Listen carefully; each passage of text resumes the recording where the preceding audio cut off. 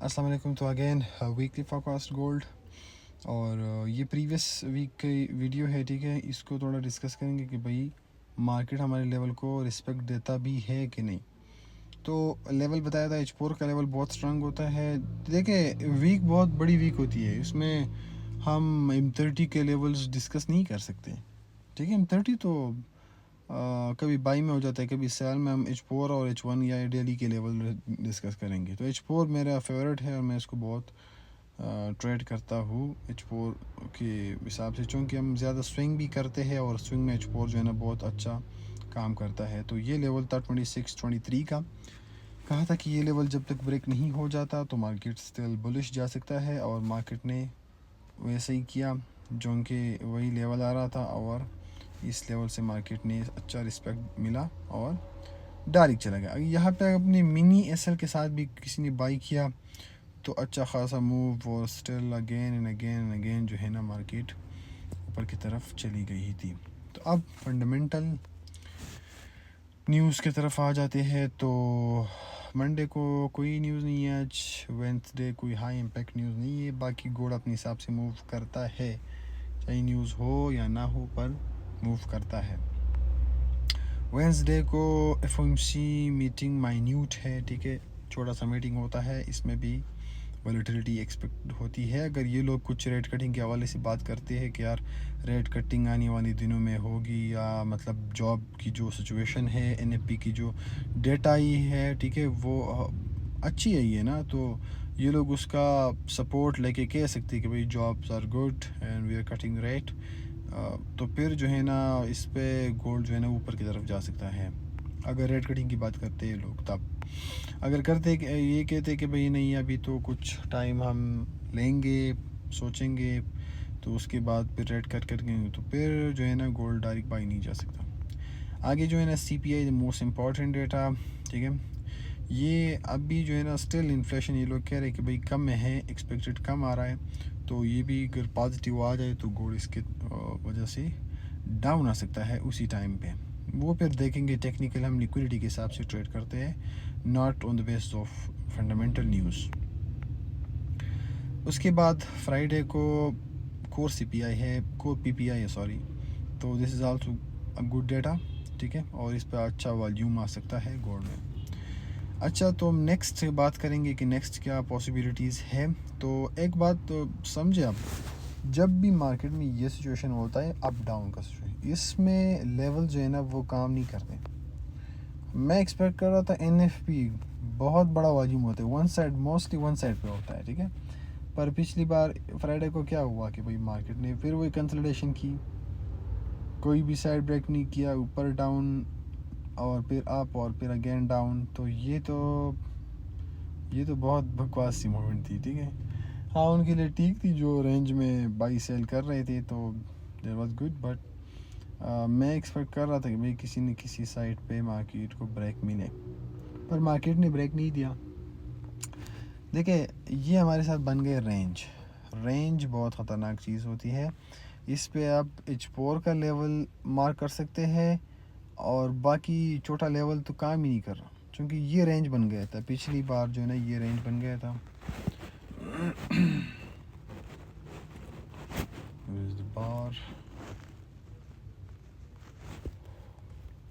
अच्छा, ये रेंज बन गया था पिछली बार, एक ये था और एक क्या था भाई, ये इसकी हाई थी। तो देखिए भाई अब दोबारा उस तरह एक रेंज बन गया है, ठीक है, और इस रेंज में भी जो है ना market up down up down up down. इसमें भी NAPI और CPI आई और FOMC भी आई थी मेरे ख्याल में, हाँ, तो उसमें FOMC नहीं आई थी, उसमें भी एक रेंज जो है ना वो ब्रेक नहीं हुआ, ठीक है।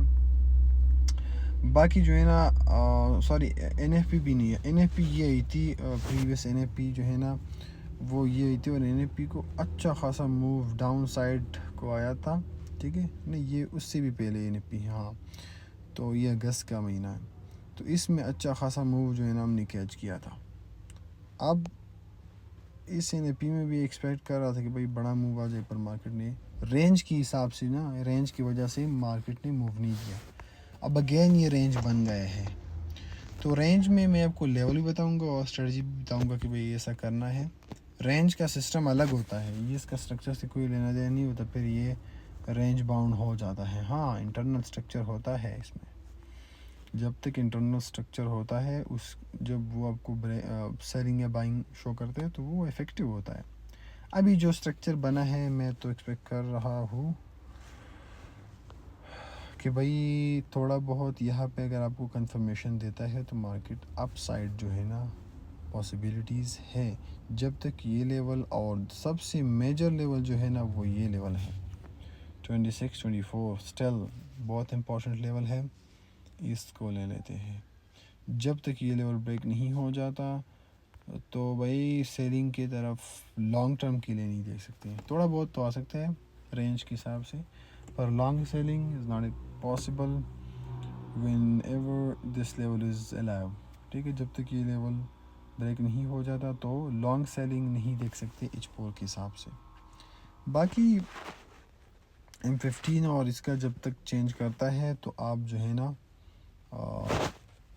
क्या होता है, आप इसमें अप डाउन कर सकते हैं M15 के हिसाब से। ठीक है, और जब तक ये लेवल ब्रेक नहीं हो जाता तो मार्केट इस तरह भी करके ऊपर साइड जा सकती है।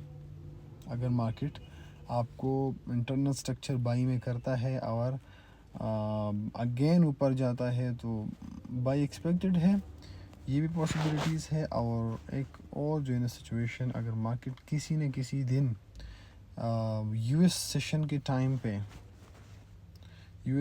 टाइम पे ऐसा स्ट्रक्चर बनाता है, कैंडल ऊपर क्लोज करता है इस लेवल से और नेक्स्ट कैंडल फिर अगेन जो है ना फ्लिप करता है तो फिर आप इस पे बाई का ट्रेड भी लगा सकते हैं। जब तक ये H4 के कैंडल ऊपर क्लोज, यूएस सेशन का टाइम होना चाहिए, वॉल्यूम का टाइम होना चाहिए और नेक्स्ट कैंडल फ्लिप होना चाहिए, तो फिर ये मार्केट स्पीड से जाएगा। ठीक है, ये एक सिनेरियो हो गई।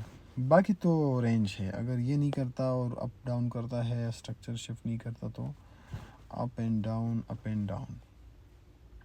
स्ट्रक्चर शिफ्ट का मतलब ये है SMC के हिसाब से, स्ट्रेटजी के हिसाब से जब ये शिफ्ट करता है तो ऐसे लगा के बाई में बैठ सकते हैं। हाँ, अगर अब आ गई मार्केट नीचे, ठीक है, और ये स्ट्रक्चर हो गई ब्रेक 26-24 एंड अगेन मार्केट ऊपर चली गई और इस लेवल को रिस्पेक्ट मिला तो इस तरह डाउन भी फिर पॉसिबल है।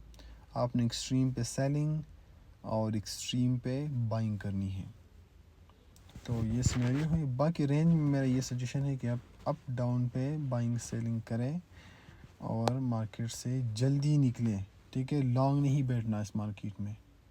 लॉन्ग तब बैठना है जब ऊपर ब्रेक हो जाए या नीचे ब्रेक हो जाए, ये रेंज का मामला ख़त्म हो जाए ना, फिर लॉन्ग बैठना है। रेंज ख़त्म नहीं होता तो अपनी 100 पिप्स 150 पिप्स लेके आउट हो जाना है। That's weekly forecast and I hope this will be fine.